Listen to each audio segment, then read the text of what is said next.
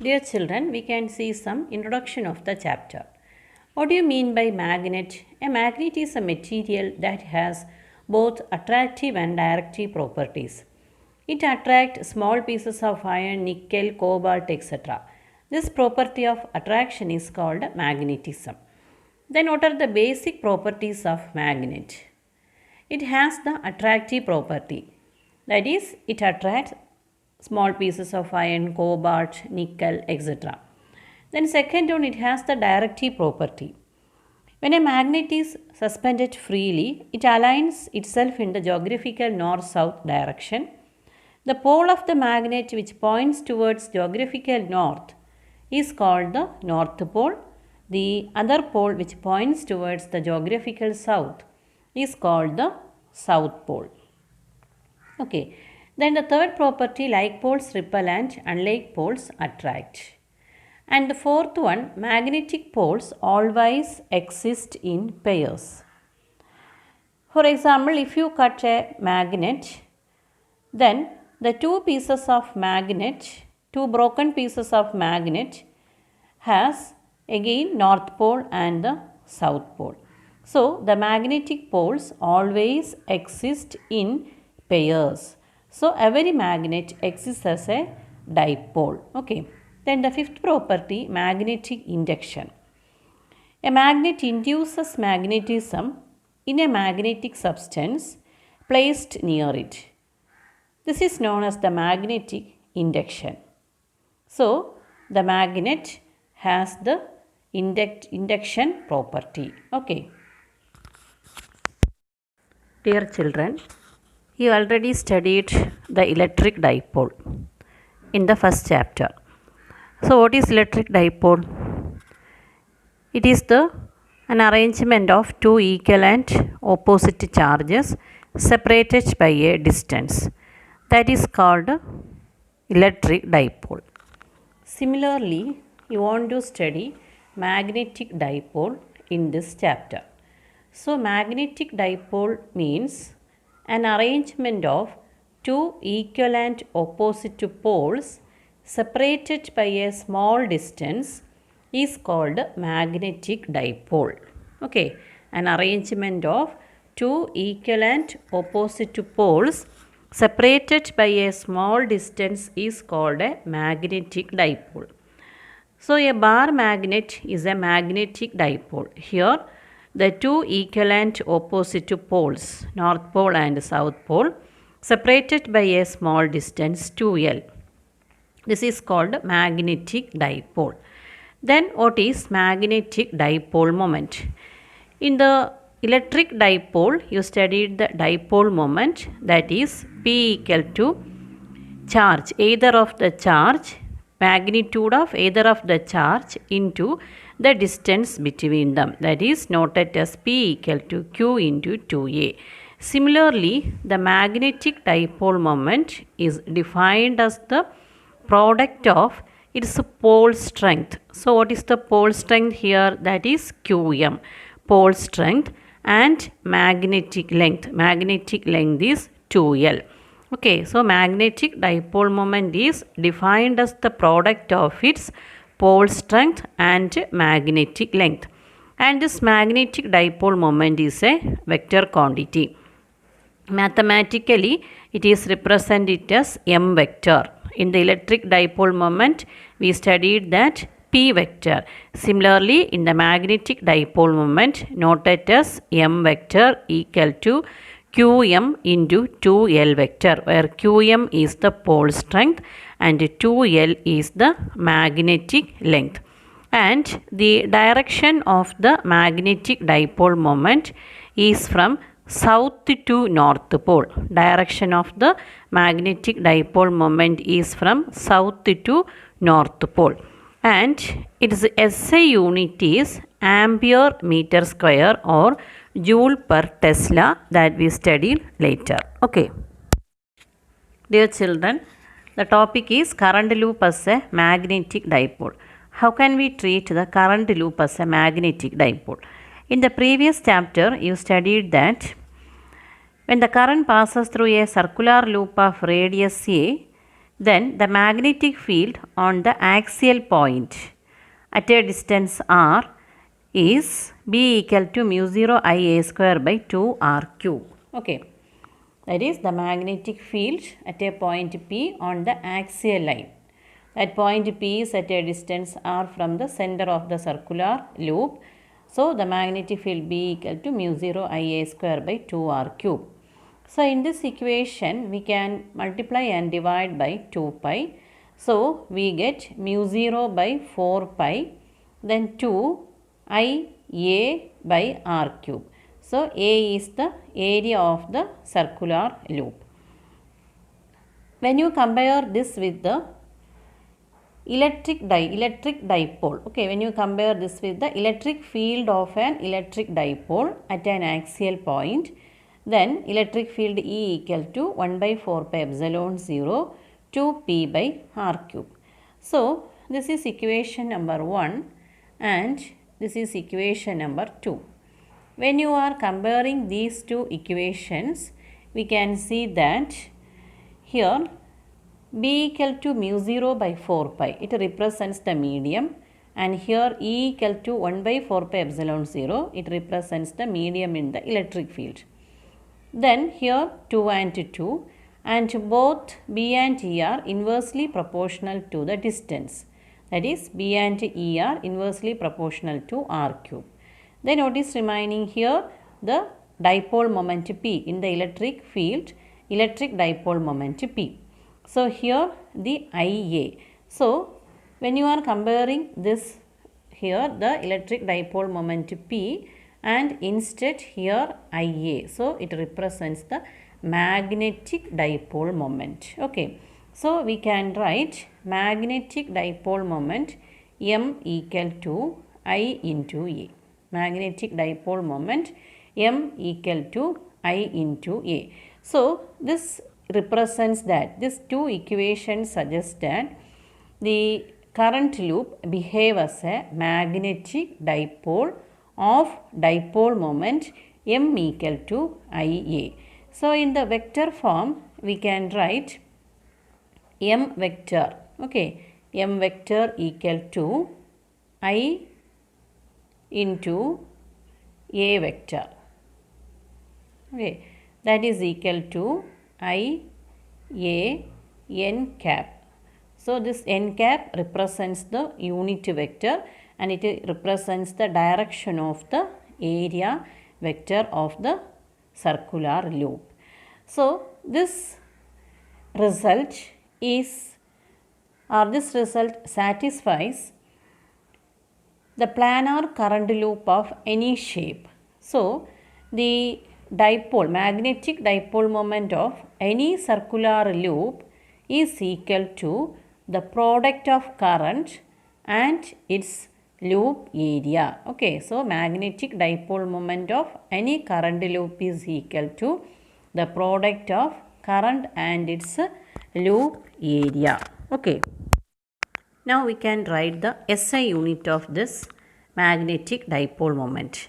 So what is the SI unit? That is current. So what is the unit of SI unit of current? That is ampere. Okay, ampere.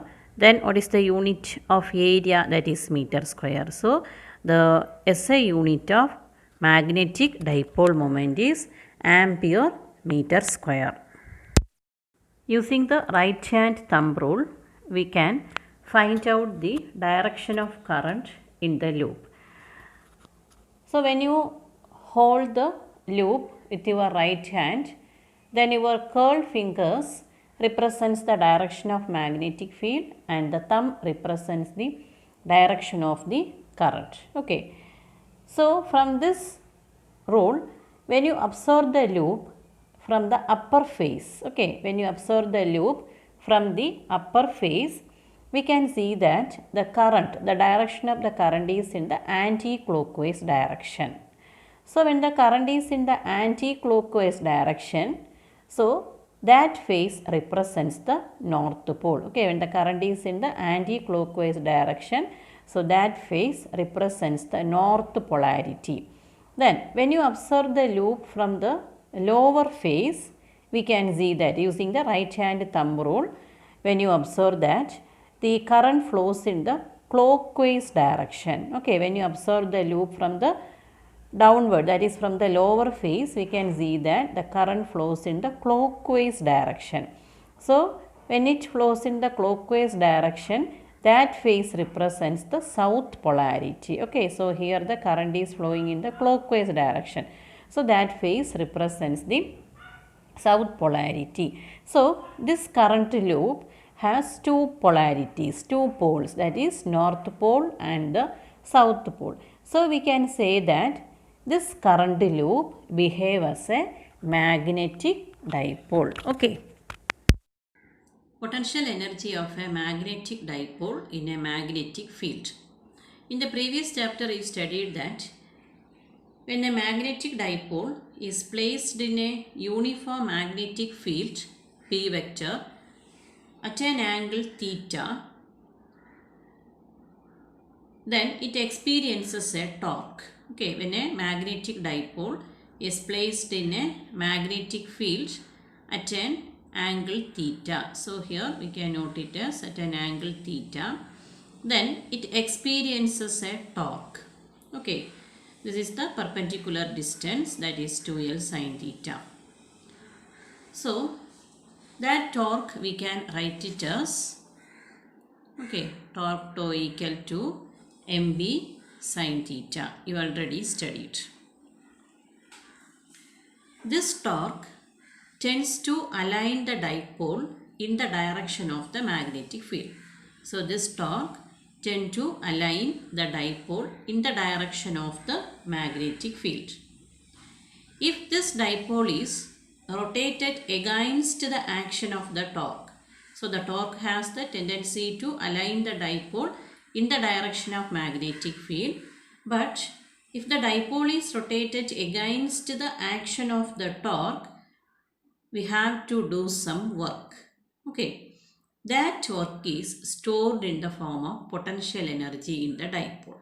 Okay, if you turn the dipole through a small angle d theta, then what is the work done there? dW equal to torque into d theta equal to mb sine theta d theta. If the dipole is rotated from an initial position theta 1 to an angle theta 2, okay, to a final position theta 2, then what is the total work done in rotating the dipole from theta 1 to theta 2? You should integrate the dW from theta 1 to theta 2. That is W equal to integral dW equal to integral theta 1 to theta 2 dW. Then we can substitute the dW, that is mb sine theta d theta. So we can write integral, okay, integral theta 1 to theta 2. What is the dW? mb sine theta d theta, isn't it? So we can take the mb outside. Okay, we can take the mb outside. Then integral theta 1 to theta 2 sine theta d theta. So what is integral sine theta? Minus cos theta. So we can write mb within the bracket minus cos theta, theta 1 to theta 2. So that is equal to minus mp, okay, then cos theta. Okay, that is first you are applying the upper limit minus lower limit for the value of theta. So cos theta 2 minus cos theta 1. So this is the total work done in rotating the dipole from an initial position theta 1 to theta 2. This work done is stored in the form of potential energy U equal to minus mb cos theta 2 minus cos theta 1. So if dipole, that is magnetic dipole, is perpendicular to the magnetic field. So here if the magnet. So here this is the magnetic dipole. If it is perpendicular to this magnetic field. So what is the angle theta? So angle theta is 90 degree. So we can, in that case, that is when the M vector is perpendicular to magnetic field, then potential energy is 0. So we can, that means the potential energy of this dipole in any orientation theta can be obtained by putting theta 1 equal to 90 degree and theta 2 equal to theta. So we can write the above equation u equal to minus mb cos theta minus cos 90. So u equal to minus mb cos theta. So if the cos product is there, so we can write the m and b are the dot product, that is m vector dot b vector. So the potential energy u equal to minus m vector dot b vector. Okay. Then there are some cases are there. So when theta equal to 0 means the magnetic dipole is parallel to magnetic field.